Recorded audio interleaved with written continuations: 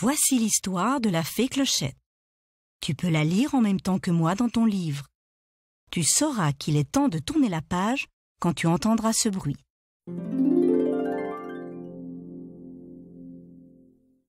Commençons. Sais-tu qui illumine les vallées et les monts? Qui colore la nature au fil des saisons? Qui aide les animaux, quelle que soit leur taille, à marcher, à nager, à voler? Qui s'occupe de tous ces détails? Tu les verras peut-être si tu essaies, car c'est là l'œuvre des fées. Mais elle reste bien cachée. Et c'est au premier rire d'un bébé que naissent et s'envolent les fées.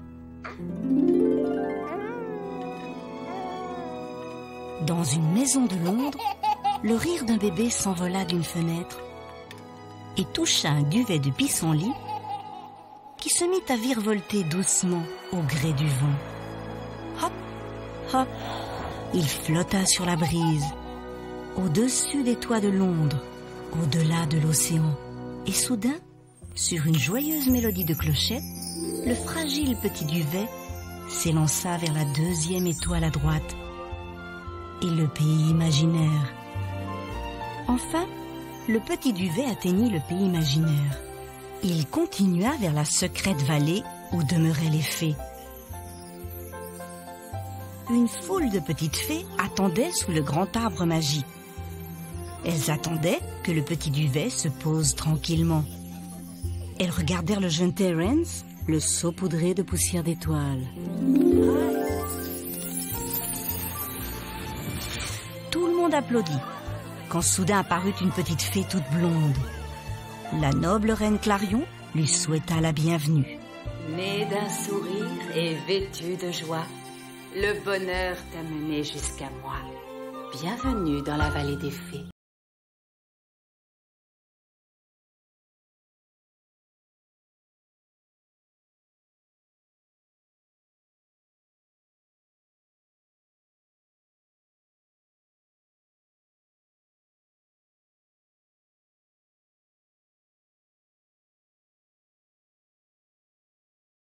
Fée des animaux apportait un œuf. La petite fée était curieuse. Oh mais à quoi servent toutes ces choses? La reine Clarion sourit. Elles vont t'aider à découvrir ton talent. Mais rien ne s'illumina devant la petite fée jusqu'à ce qu'elle touche un marteau. En voyant sa poignée lancer un éclair, la reine Clarion s'exclama. Approchez toute petite fée bricoleuse et souhaitez la bienvenue à la nouvelle recrue de votre équipe, la fée Clochette. Clark et Gable, deux apprentis bricoleurs, se précipitèrent. Gable serra la main de Clochette.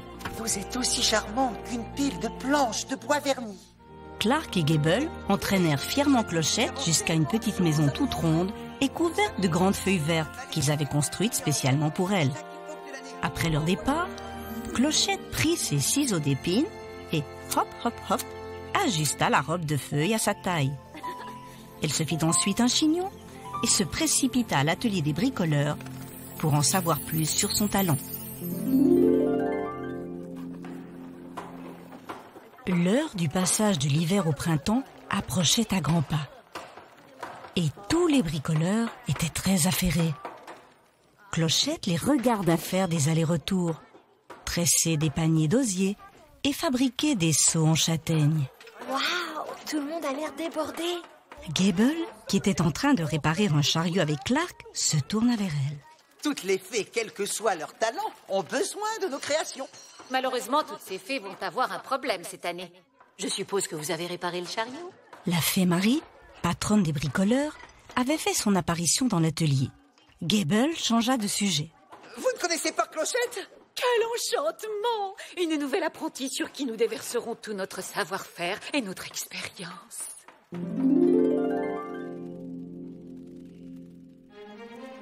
Il était grand temps de livrer les fournitures au square de printemps.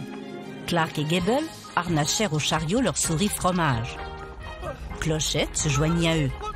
Tandis que le chariot traversait allègrement la prairie, des chardons sauvages s'élancèrent vers eux et les attaquèrent par derrière. Leurs piquants firent sursauter Fromage. Clochette et Gable hurlèrent en débouchant dans le square. À grand bruit, le chariot s'immobilisa soudain. Dès que Gable eut retrouvé son souffle, il prit des tubes à arc-en-ciel dans le chariot et s'adressa à la cantonade. Approchez, mesdames. Nous vous apportons une sélection de notre toute nouvelle gamme de bricolage de printemps. Iridessa fit un arc-en-ciel et l'enferma dans un tube. Je vais m'en servir dans l'autre monde. C'est là que nous allons changer l'hiver en printemps. Rosélia fit de petites taches de peinture sur un bourgeon. Je pourrais laisser libre cours à ma fibre artistique. Ondine se chargerait des ondées de printemps pour faire pousser les plantes. Noah préparerait le petit déjeuner des animaux à fourrure qui allaient sortir d'hibernation. Tout le monde avait du travail. Clochette était impatiente. Waouh! L'autre monde a l'air vraiment virevoltant.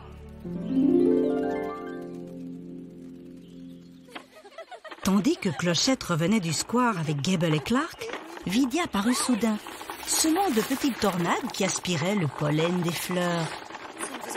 C'était fascinant, et Clochette s'élança derrière elle. Je m'appelle Clochette. Alors, c'est quoi ton talent? Vidia la dévisagea. Je suis une fée voltigeuse. Quel que soit leur talent, les fées dépendent de moi. Clochette était intriguée. Les bricoleuses aident les fées, quel que soit leur talent. Alors, toi et moi, on se ressemble beaucoup. Vidia sourit méchamment. Ma chérie, je fais obéir les forces de la nature. Tu fais des bouilloires et des théières. Ce n'est pas toi qui fais le printemps, mon chou. Et elle prit son envol.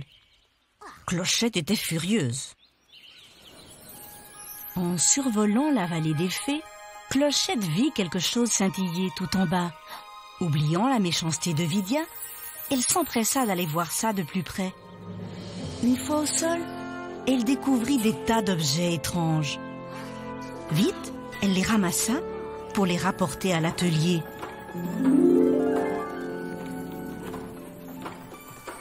Quand Clark et Gable lui dirent qu'il s'agissait d'objets perdus de l'autre monde, Clochette fut émerveillée. Ce pays est encore plus fascinant que je le pensais. Mais la fée Marie les entassa dans un coin avant de réunir tout le monde au square de printemps pour la revue de la reine Clarion. Seule Clochette resta en arrière. C'était l'occasion de prouver ce qu'elle savait faire. Au square de printemps, tout le monde s'affairait. On peignait des fleurs, on mettait en rang des troupeaux de coccinelles, on alignait des paniers de graines et de noix. Les fées de la musique jouaient un air entraînant. Dès que la reine Clarion prit la parole, Clochette courut vers le square et se précipita vers elle, toute excitée. Est-ce que j'ai raté quelque chose? Je vais vous montrer à quel point les bricoleurs peuvent se rendre utiles une fois dans l'autre monde. Vous allez voir. La reine Clarion et toutes les fées étaient surprises et sur leur garde. Mais Clochette était trop excitée pour s'en apercevoir. Pauvre Clochette, son casse-noisette rebondit sur le nez d'un écureuil. Son spray à fleurs éclaboussa tout le monde de peinture. Pour finir, la reine Clarion l'arrêta. Les fées bricoleuses ne vont pas dans l'autre monde, Trésor. Toi, tu travailles ici, dans la vallée des fées. Clochette essaya de cacher sa déception, mais en s'effondrant en larmes dans l'atelier, elle demanda à la fée Marie pourquoi elle ne pouvait pas y aller. La fée Marie fronça les sourcils. Tu es une bricoleuse. Sois fière de l'être. Le jour où tu pourras faire pousser les fleurs par magie, ou capturer les rayons du soleil, ou je ne sais quoi, tu pourras y aller. Ces paroles donnèrent une idée à Clochette. Le lendemain, elle surprit Rosélia, Ondine, Noah et Iridessa en leur annonçant: J'ai décidé de ne plus jamais faire partie des fées bricoleuses. Je ferais peut-être mieux de changer de talent. Si vous pouviez m'apprendre votre talent, n'importe lequel, je pourrais montrer à la reine que moi aussi j'aime la nature. Comme ça, elle me laissera aller dans l'autre monde pour le printemps. Les amis de Clochette étaient choqués. Elle n'avait jamais vu une fée changer de talent. Mais Clochette était si insistante qu'elles finirent par accepter de l'aider. Le lendemain, Clochette retrouve Ondine à l'étang des nénuphars pour apprendre à déposer des gouttes de rosée sur des toiles d'araignée. Ondine lui montra d'abord comment recueillir une goutte d'eau entre les mains et la déposer délicatement sur une toile. Mais chaque fois que Clochette essayait, sa goutte éclatait. Elle réussit enfin. Mais au moment de déposer la gouttelette sur la toile, elle rebondit et éclaboussa les fées de partout.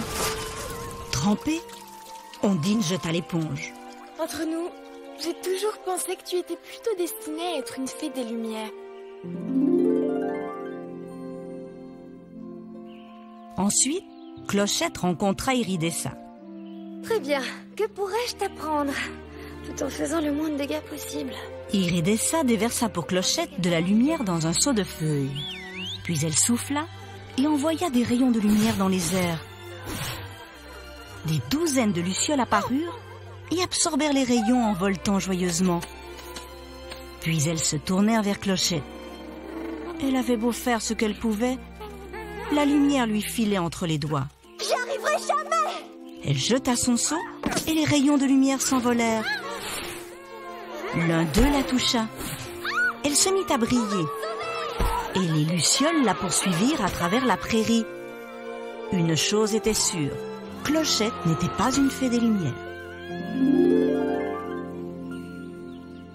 Le lendemain, Clochette essaya d'aider Noah à apprendre à voler à des oisillons. Mais c'était peine perdue. Elle vit soudain un oiseau gigantesque planer dans les airs. Il pourrait peut-être t'aider, lui. C'était un faucon. Il se précipita en hurlant vers Clochette, toute grise dehors. Clochette se faufila entre les branches d'arbres jusqu'à un trou dans le tronc. Vidia s'y trouvait déjà. Clochette, en la bousculant, la fit tomber de l'arbre. Mais avant que le faucon la saisisse, les autres fées le bombardèrent de baies sauvages, de rochers, de grains d'herbe, jusqu'à ce qu'il batte en retraite. Saine et sauve, mais furieuse, Vidia s'envola. Clochette était découragée. Je suis vraiment inutile.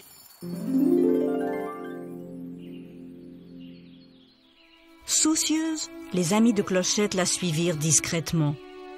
L'un des petits cailloux qu'elle poussait rageusement du pied rebondit contre quelque chose. C'était une jolie boîte à musique en porcelaine. De petits rouages et une délicate ballerine se trouvaient juste à côté. Oubliant ses ennuis, Clochette se mit au travail pour réparer la boîte. Quand elle fixa dessus la ballerine et la fit tourner, une musique s'éleva. Ses amis ravis la rejoignirent. Rosélia sourit. Oh, ma petite fleur, je suis sûre que c'est ça, ton talent. Mais Clochette n'était pas de cet avis. Si tu voulais que je sois heureuse, tu m'aiderais à aller dans l'autre monde, comme tu me l'avais promis. Cette fois, les fées abandonnèrent et s'envolèrent au loin. Clochette pensait avoir une dernière chance. Trouver de l'aide auprès de Vidia. Elle s'élança pour lui dire. Tu es mon dernier espoir. Toutes mes amies m'ont abandonnée. Rosélia ne veut même plus m'apprendre à devenir une fée des jardins. Tout en l'écoutant, Vidia avait de mauvaises pensées. C'était l'occasion de se venger de Clochette. Quelques heures plus tard, Clochette terminait de construire un enclos dans la prairie. Capturer les jardins sauvages. J'y arriverai, oui. Vidia regarda Clochette grimper sur le dos de Fromage et sourit. Je crois qu'on ne va pas être déçus. Fromage et Clochette s'élancèrent dans la prairie pour rassembler les chardons. Allez, en avant! Mais, soudain, les chardons apparurent par centaines, semant la panique jusqu'au square de printemps. Clochette se précipita à leur poursuite. Non, demi-tour! Mais c'était trop tard. Les chardons se déchaînèrent dans le square, piétinant tout sur leur passage.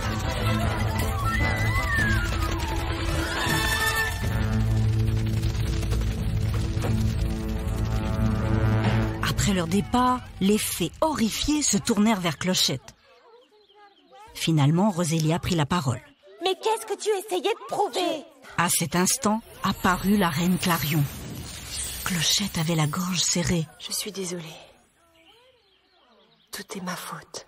Alors, pour cacher ses larmes, elle disparut. Honteuse, le cœur brisé, Clochette décida de quitter à jamais la vallée des fées. Mais avant, elle se rendit au puits magique pour demander à Terence une réserve de poussière d'étoiles. Merci, Terence. Il fut surpris que Clochette se souvienne de lui. Je ne suis qu'un gardien de poussière d'étoiles.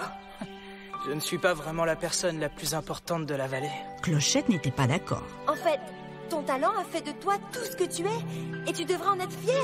Terence sourit. Tu es vraiment...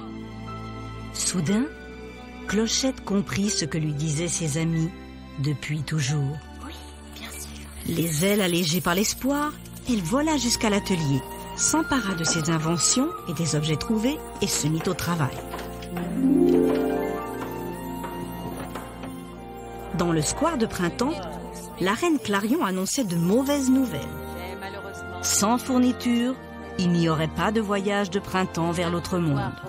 Tout à coup, Clochette s'écria. Attendez! Je sais comment on peut tout arranger. Entendant rire Vidia, Clochette s'élança vers elle. Ou moi j'essaye de sauver la situation. Tu as déjà essayé d'aider quelqu'un par toi-même? Vidia dévisagea Clochette. J'ai essayé de t'aider l'autre jour, mais j'aurais peut-être dû t'envoyer capturer le faucon à la place des chardons sauvages. Elle mit la main devant sa bouche, mais il était trop tard. La reine Clarion l'avait entendu. Pour la punir, elle ordonna à Vidia de capturer tous les chardons. La reine Clarion se tourna vers Clochette. Es-tu certaine de réussir? Clochette acquiesça. Oui, mais je n'y arriverai pas seule. Et aussitôt, les fées apprirent à faire des presses à fraises, des sprays à fleurs et des récolteurs de graines. Tandis que les fournitures s'amoncelaient dans le square de printemps, il devint clair que la saison nouvelle finirait par arriver dans l'autre monde en fin de compte. À la surprise de Clochette, la fée Marie, Clark et Gable arrivèrent avec la boîte à musique. La fée Marie sourit. Et il doit y avoir quelque part une petite fille qui aimerait retrouver son jouet. Il me semble qu'une certaine fée bricoleuse pourrait bien, après tout, se rendre utile dans l'autre monde. Quand la reine Clarion donna son accord, le cœur de Clochette s'emplit de joie. Bientôt, guidée par la deuxième étoile, elle volait avec ses amis au-delà des flots et au-dessus des toits de Londres. Émerveillée, elle regarda Iridessa faire fondre la neige. Grâce aux premiers rayons de soleil du printemps, vit Rosélia planter des parterres de fleurs et Ondine les arroser d'une eau rafraîchissante.